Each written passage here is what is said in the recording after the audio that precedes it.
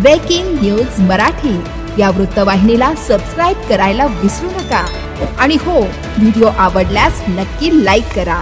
मुख्य संपादक वसंत पानसरे.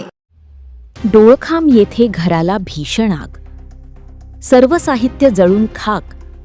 सुदैवाने जीवितहानी टळली.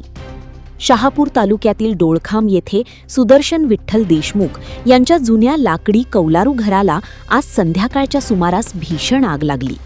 या आगीत घरातील सर्व साहित्य जळून खाक झाले असून मोठे आर्थिक नुकसान झाले आहे. सुदैवाने या घटनेत कोणतीही जीवितहानी झालेली नाही. घटनेची माहिती मिळताच गावातील ग्रामस्थ आणि जीवरक्षक टीमचे सदस्य तातडीने घटनास्थळी धावले.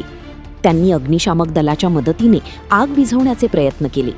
मात्र आग भयंकर स्वरूपाची असल्याने ती आटोक्यात आणण्यासाठी मोठ्या प्रमाणात प्रयत्न करावे लागले.